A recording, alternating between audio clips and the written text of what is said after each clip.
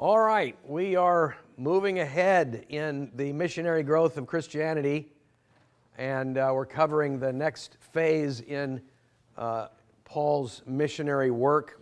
We are still in the second missionary journey. You remember he came over land, landed in Troas, took a boat up to Neapolis and Philippi, and has been meandering around the west coast of the Aegean Sea. And last time we took a trip, he took a boat to Athens, that's right. Took a boat to Athens, and we were in Athens last week. And now he has moved over to Corinth. Now, Corinth, you would expect to be a big deal. We have two of the lengthiest letters of Paul, we'll discuss those later, that we have in the New Testament. And they deal in very practical terms with sometimes very chaotic circumstances. I've heard people say that, the situation in Corinth by the description of Paul was so bad that I wouldn't want to be a member there. But isn't that the case with every congregation? There's always the warts along with the glories. And it's a wonderful thing to have those letters, and as practical as instruction as they give to us, because they do help us to iron out those questions that the church has long since embraced and practiced and adopted and understood. But in Paul's day and age, with the transition from the Greco-Roman culture into the morality of the Christian faith, there were lots of things, lots of questions, lots of issues to be answered for. I wax eloquent about his effort in Corinth and the letters, because in the book of Acts it's just the opposite. We get the completely different opinion. It doesn't appear in the record of Acts that Paul spent much time there at all. Actually, he was there for close to a year and a half. And as Machen wrote in his work, if the work at Athens, which you remember that he went to Athens, went to Mars Hill, he gave that speech. The speech is recorded word for word. He was received. Athens was a big think tank of the day. Philosophers gathered in Athens. It was a glorious place for human reason and that kind of thing. And yet Athens apparently did not make much of gospel did not make much of an impression in Athens. And so Paul moves quickly on. He doesn't spend a lot of time there. He moves quickly on. It's interesting that Luke records the whole thing of Mars Hill in Acts, but then when he comes to Corinth, he's very brief. And as Machen said, if the work at Athens could show only small results, which it did, the work at Corinth was gloriously successful. Here, amid the seething population of a great commercial city, in the face of the hideous immorality of the ancient world, same could be said for our world today, was planted a flourishing church, and the church in Corinth was indeed flourishing enough that we build on those letters and the instructions that they give. So while he is in Corinth, let's spend a few minutes taking a look at that city. It's very similar in many ways. When you see maps of ancient cities like this, of Ephesus, Corinth, Philippi, you are looking, just to remind you, you are looking at the common center, the civic or public buildings that are built with great effort and with great vision and weight.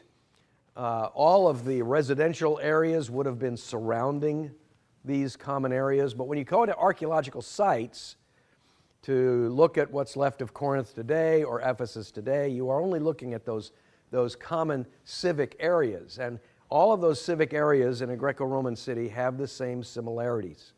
They have the theater, which, the mall movie section, six movies, no waiting.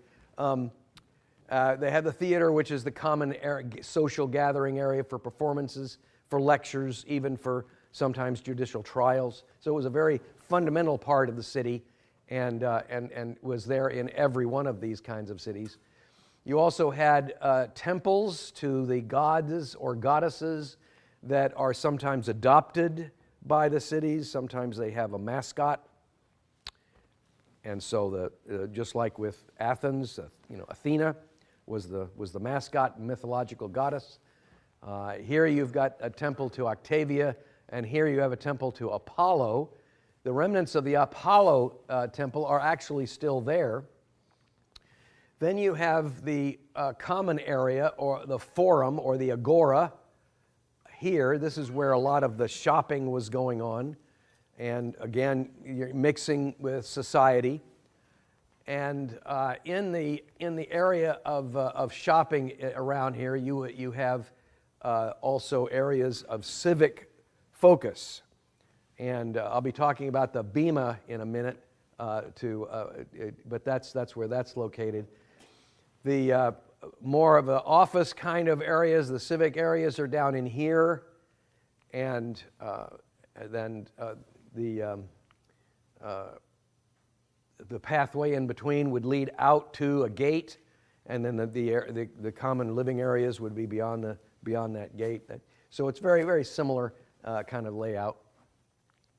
Ancient Corinth today is known for something that wasn't there during Paul's day, but which is very fascinating to take note of. You'll notice in the map up here, Corinth is on an isthmus. It's an island tied together by a very thin section of land, and Corinth is actually on the western side. So you have the modern city of Corinth, and then you have the ancient city of Corinth, which is much closer into this area. Now, during Paul's day, we talk about the Panama Canal today, to cut short the trip that ships can take, so they don't have to go around South America. Going around the whole island was considered a big deal in those days. And in the early days, when Paul was there, they would bring ships up to the edge of the land, and there was a road that was made from the east end to the west end, and they would put the boats or their cargo on these carts, and they would pull them across the isthmus and then put them back in the water, let them sail on. But later, they developed the Corinthian Canal, which is seen from space. You can see it's a straight line that's cut deep into the rock from one end to the other, and that's one of the most amazing canals even to this day. There I am overlooking the canal. You can see how deep it is, how deeply the canal has been cut, and would have been a straight shot from one end to the next. And there's a modern boat being tugged through it, and you can see there's not a whole lot of room. And so the canal is one of the major areas of attraction to Corinth today. The other aspect about ancient cities was defense. You had to have either fortified walls and or a place to retreat to. In Middle Ages you would have the keep inside a castle. You'd have the castle walls, and if they breached, if the enemy broke through the castle walls, then you would retreat to the castle keep, which was the last bastion of defense for you. Ancient cities would also have their walls around those public areas. They would not have them around your private residences. If you wanted to be protected, you would get inside the gate before it was too late. But they also built those cities not only around water, but also around these large mountains that were in the area. This is actually called the Acrocorinth. This is the Upper Corinth. And you can see the remnants of an old fortress up there. Somehow I don't know how this works. Seems like a lot of trouble to get up there and down. But having a fortress on the top of the mountain was somehow demonstrating control over the water near the city of Corinth. You know, before a day of cannon or anything, I guess you could have a lookout. I don't know how that worked, but anyway, there was a fortress up there to protect and to guard that section of Corinth.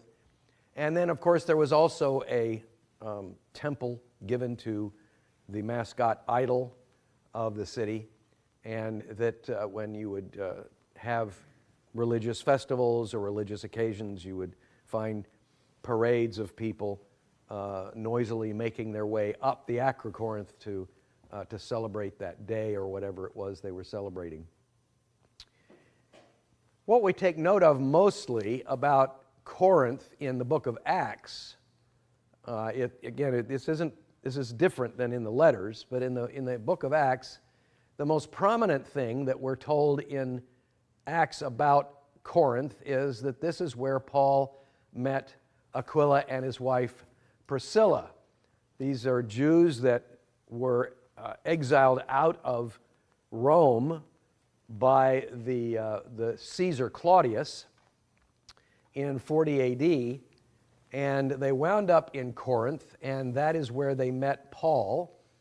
They apparently were Christians already, which gives good argument to the fact that, you know, those that were converted, the Jews who visited Jerusalem on Pentecost and were converted and baptized, returned to all of their various homes, including Rome, and that by the Holy Spirit, the work of God was being developed and grown in Rome, and to the point where they were, the Christian Jews were kicked out of the city along with the Jews by Claudius, and they wind up in Corinth, and they are introduced to Paul. It's also another side argument, we'll get into this when we get into the letter of Romans, of the origin of the church in Rome is unknown.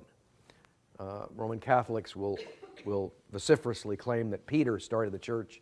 There really isn't any evidence of that, but it would seem that the church in Rome by this time even is thriving, but under oppression. They meet with Paul, and he stays with them for the time that he is in Corinth, a year and a half or so. And that's where we are also introduced to something very interesting about Paul that we didn't know before, and that is that he was of the same trade with them. They were tent makers, dealing in fabric, and he stayed with them, for they were tent makers also. He was of the same trade there. You know, that this just kind of comes at us out of the blue. You know, we thought we knew Paul.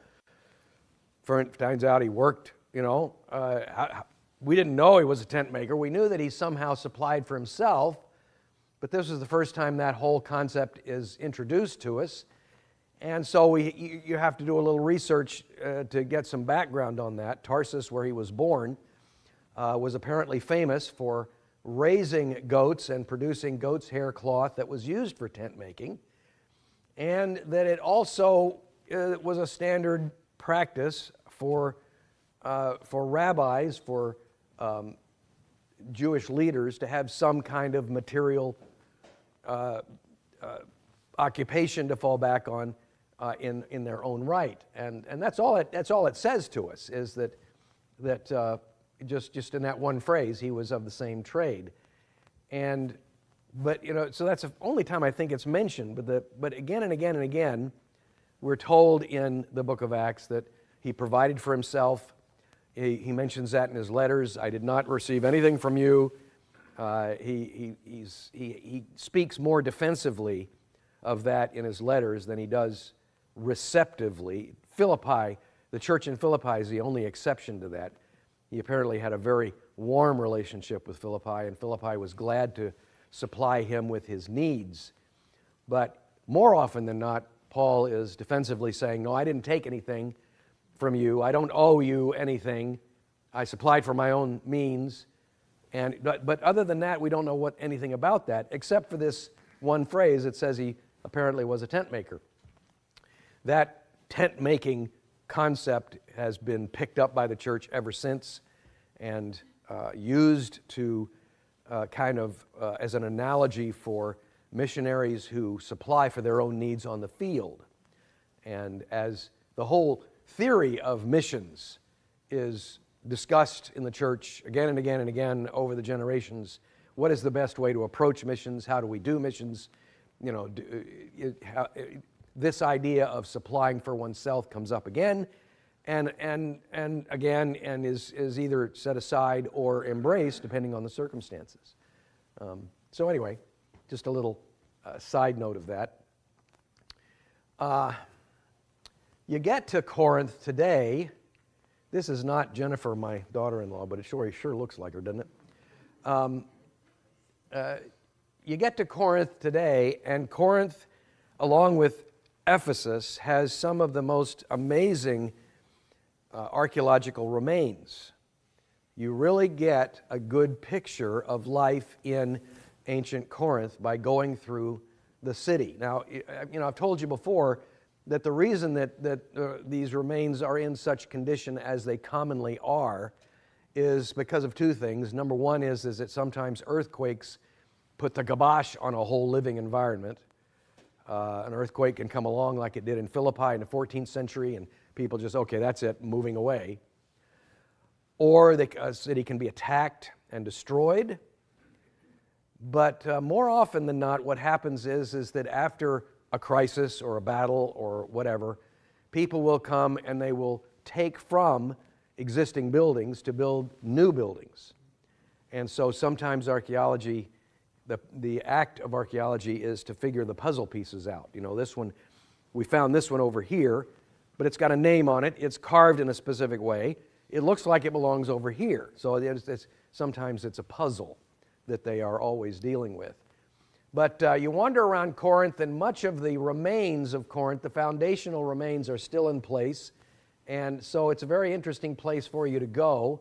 You can see almost entire walls are still preserved in some of the sections, along with basements and columns.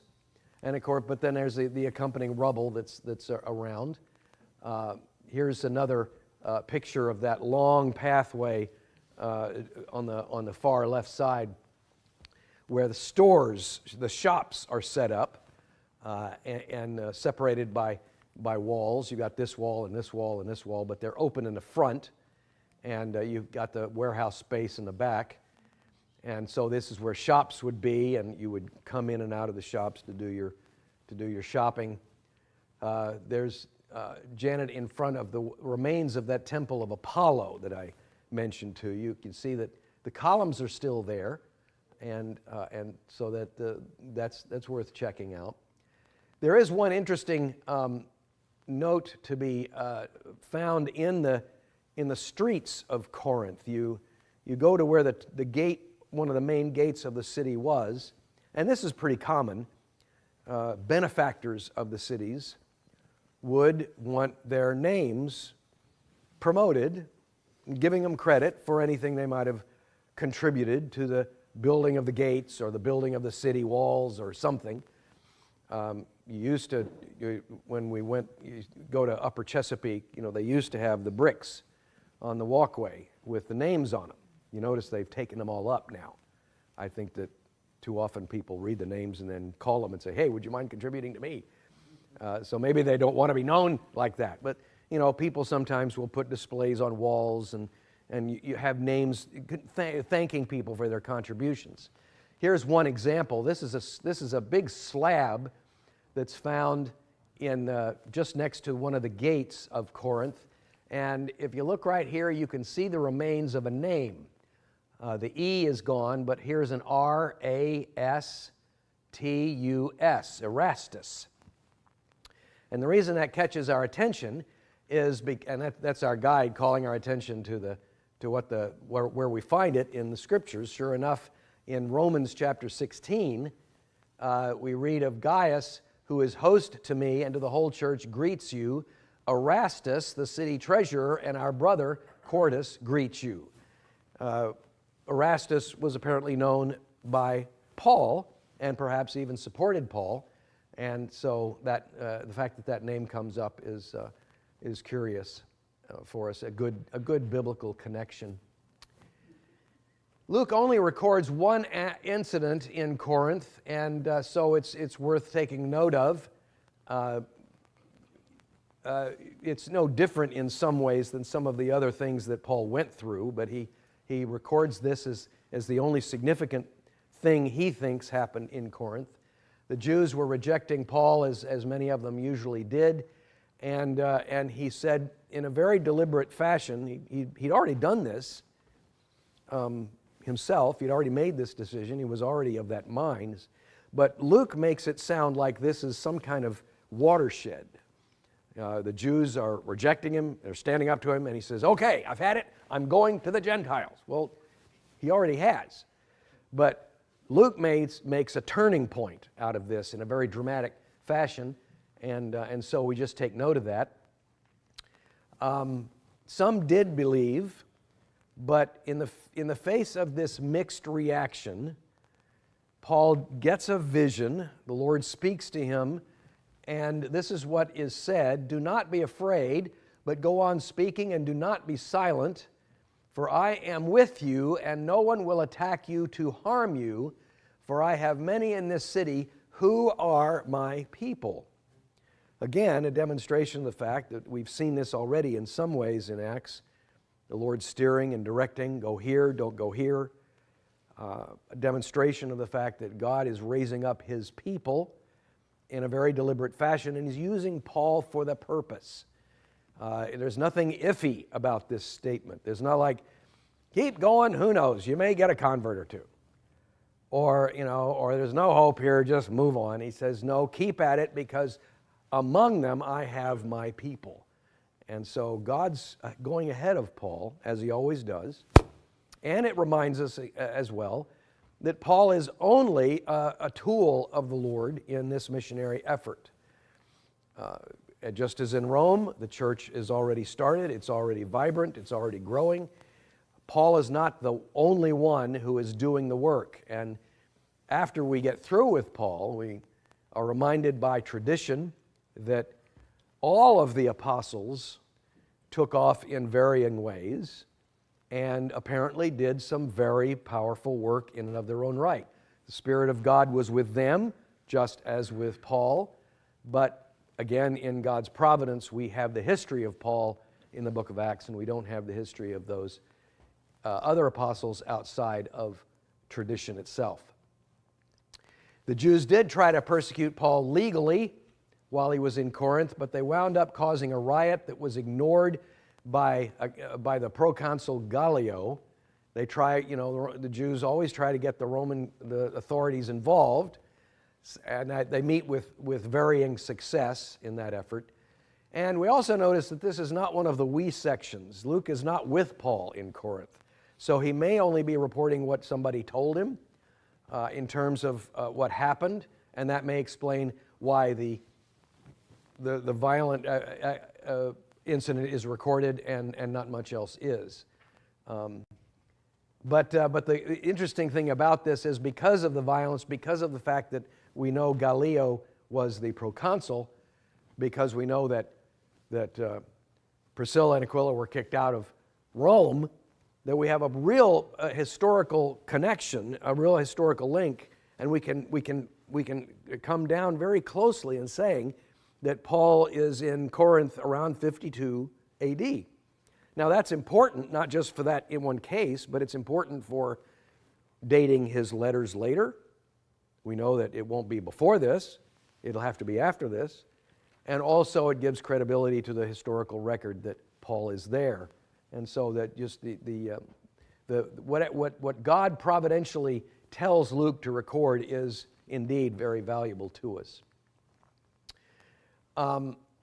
So this riot that happens with among the Jews, and they try to get Gallio to influence the situation, to come down hard on Paul. They want the Roman government to clamp down on him. They cause that riot, and the text says that they bring him in front of the place of judgment. And that brings us back to the map here, this forum or agora here, and the bema that I talked about before. this is what it says in Acts 18. Gallio was proconsul of Achaia. The Jews of Corinth made a united attack on Paul and brought him to the place of judgment, where he would hear Gallio would hear his case. And that is in this part of the agora called the bema. That bema is still there, and it's actually in pretty good shape. There's a few pieces of rebuild, and they've found a couple of pieces that belong there, and so they've reassembled it. They've also kind of reconstructed some things, but essentially the stage of the bema is still there. It was a raised platform, much higher than I am on, for instance, where the court would sit and hear this poor guy saying, "It wasn't my fault," and try to explain himself or defend himself before the court. And as our guide pointed out to us, the actual podium or lectern that Paul would have stood behind to speak to the Gallio is still there as well, and is part of the rest of the archaeological remains in Corinth. And so he's there in front of the bema, and he's explaining this all to us. Just, you don't get any closer than this. That's one of the reasons why I wanted to tour these ancient church remnants of Paul, even more than going to Jerusalem, for instance. Jerusalem has always been under such antagonism and such conflict, battling back and forth, that there really is very, very little left in Jerusalem that you could say goes back to the time of Jesus. As one author even says it, the roads that you walk on in Jerusalem are 7 times covered over from the roads that Jesus would have walked on. And so I've always been, you always like to go back to the most authentic places, if they're still there, if they still survive, and in order to get the feel for it. And you really do in Philippi and in Ephesus and in Corinth, because here is literally the places where Paul stood and Paul spoke. And that's just very encouraging. He moves on from Corinth. He gets a boat, and this time he sails to Ephesus. This is, as I said, after a year and a half. And there's this incident in Acts 21 that tells us that he cut his hair in conjunction to a vow in Cenchrea. That's down here before he sails. It's unexplained. We don't know what that's all about. There are speculations, cutting your hair for a vow. Does that go back to, is that Levitical? What's that all about? It really is not explained to us, but for some reason Luke makes a point of recording that. It probably just has to do with his relationship to Gentiles and wanting to fit in and not be an offense to anyone. Maybe he let his hair grow, and now that was too much for others. We don't know. But we do know that Priscilla and Aquila go with him, and they travel to Ephesus with him, and they'll stay in Ephesus while he goes on. Ephesus is another one of those cities that is very well preserved, maybe even better preserved than Corinth. And it's a delight to be able to walk through Ephesus. It's a tremendous opportunity to see what's there. This is a model of the city. Again, just the public parts. The houses would have been all around here, but the public parts are here. The agora, the forum, the theater, the other areas of public gatherings. You have this long road, which is very curiously a distinctive to Ephesus. And that's because in Paul's day, at the end of that road would have been the sea. And so you have the straight shot down, which wagons and cartloads and materials could have been taken back and forth with ease to where the boats docked. That entrance, that's connection to the sea, has long been filled in with silt. And so the edge of the sea is retreated almost a whole mile. So it's nowhere near the sea anymore, but the road is still there. More of the public forums are around here. Lord willing, I'll be able to speak to you about Ephesus later on. There's one I'll just point out to you. If you follow this road down all the way around to back here, you get to a where the famous temple of what? I think it's Artemis is there, or was there, one of the 7 ancient wonders of the world, spectacular temple, and you'll see where that is. And just beyond that is the area where tradition says that John and Mary, the mother of Jesus, lived out the rest of their lives. And there is a cathedral, the ruins of a church building built to St. John's honor in that area. So I'm hoping to get you there sometime. This is not that long stretch. This is just the regular city avenue that you're going down, and the remnants of the buildings here include the layout of the shopping area, the columns over here are even more columns that survive the effort.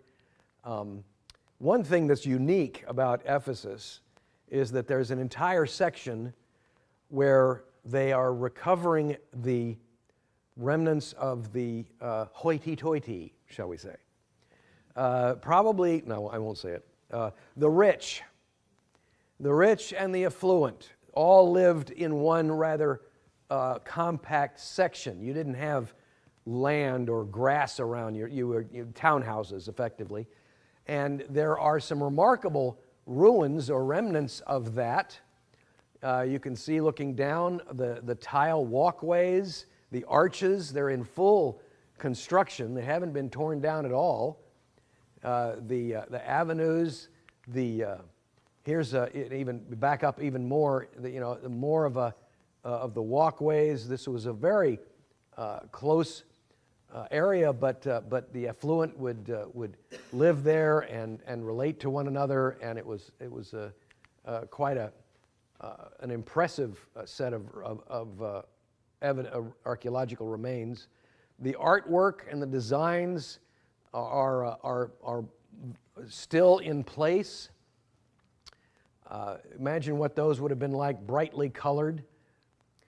And then you come back to the walkway. It descends. This descends down to the base of the valley, and you can see many of the columns are still standing, and pretty remarkable that fact. Lots of archways are still there, and here's a full archway that remains, and the walkway between the rubble to the sides represent the walls that probably have come down.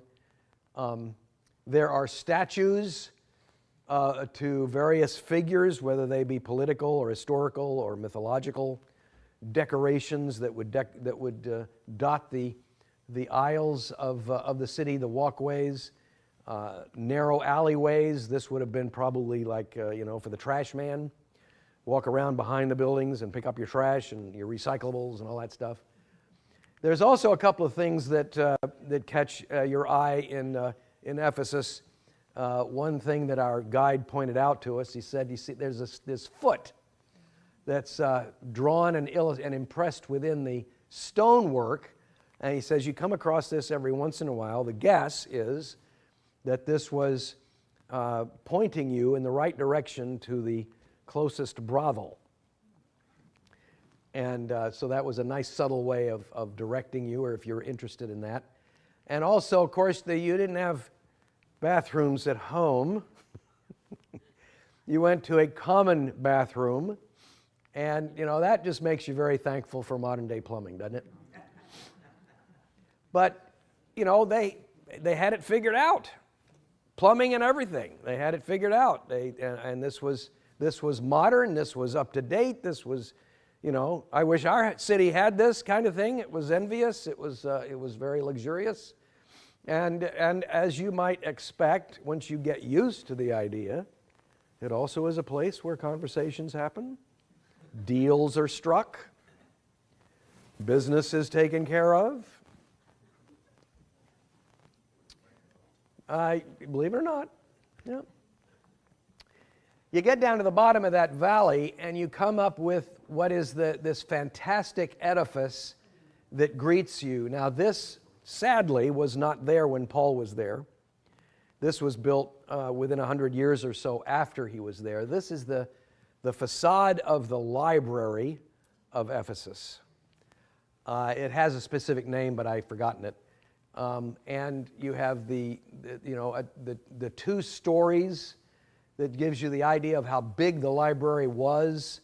You have 3 entrance doors there, and you have statues decorating the front. There's Janet next to Sophia, and you go into it, and they've had, throughout the thousands of years since, they have tried to kind of reconstruct or rebuild the walls. Here's the originals down here. It doesn't look very big in here, but that would have just been the main foyer. Libraries in those days were not,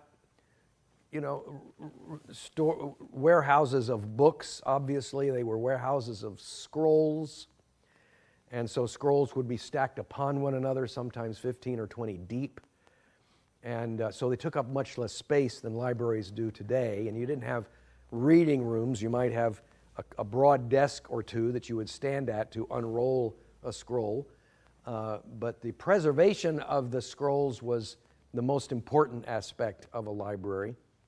And by this time, some very significant libraries were known of the day. Alexandria will become a great one, and unfortunately that was destroyed. But the Library of Ephesus is the facade is the most famous drawing point for the city. You step down out of the library, you turn left this time, and you see the archway leading you into the next public area, and that is that's the theater. This is the largest theater in the area. 25,000 could sit in that theater. And so, the performance of arts, of plays, of drama, of gladiators would take place in there, and it was, of course, the main drawing point of the city. That is what the facade of the theater probably looked like. It probably was 3 stories tall and used just as backdrop, so that you wouldn't look past it into the rest of the city, get distracted. You would keep your focus on what's going on. But it also adds just simply to the glory of the building. The stage was fixed, although in many cases, not necessarily at Ephesus, but in many cases there were trap doors for various things you would bring up out of the basement or drop down. The stage had a false front, so you could go in and out of doors or hide or set up other things. It was very sophisticated for its time, and it was always a curious thing to sit in those seats and imagine what it was like.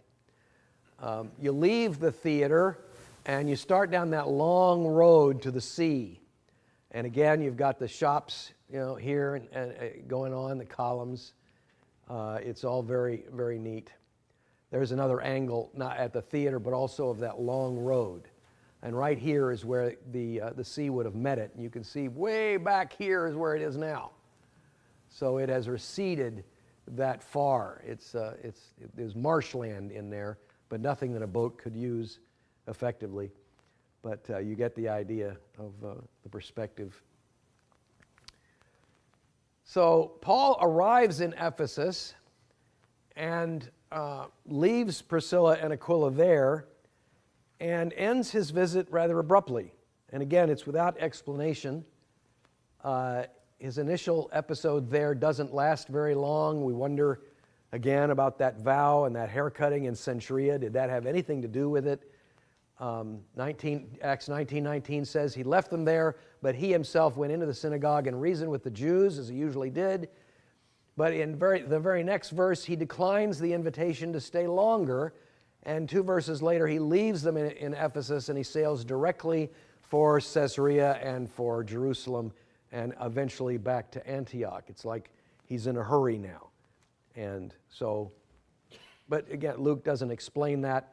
Even when you read the book of Ephesus, it doesn't give you any inclination for that.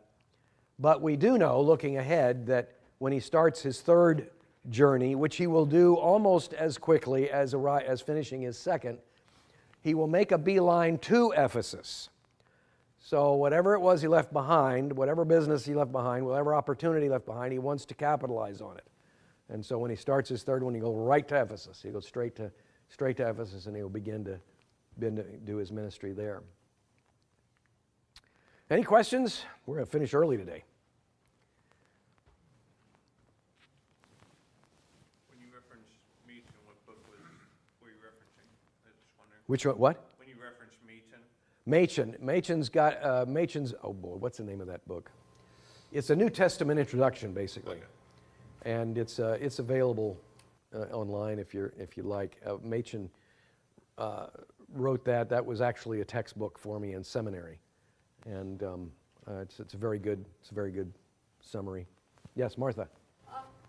Is there any record that Paul was invited to the house of some people who live around those ruins, lived around the temple? Not specifically, no, not in Ephesus. There's sometimes in other places we hear of people who hosted him. Those are the ones who probably got into trouble themselves by the riots.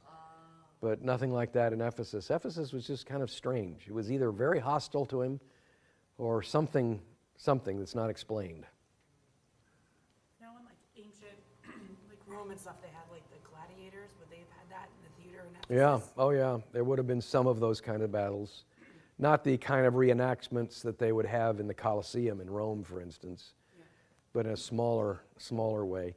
And I don't know if that included actual death or if it was just acted out, but that would have been there too. Yeah, Ross. What kind of records do they have about how that canal was made? About what? The canal? Canal. Well, the canal does not go back to Paul's day. It was made by dynamite. When they cut the canal, they blew it open. Like I said, it was not in this day and age, but it's definitely a curiosity that you check out when you're there. Did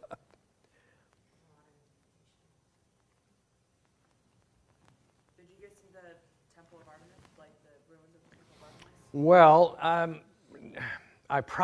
my guess is I'm not going to get to it in this course. The Temple of Artemis is, I don't have the details, and I don't have pictures of it either. It was huge, seventh wonder, one of the seven wonders of the ancient world. It was a drawing point for the city of Ephesus. Tourists would come to see the temple.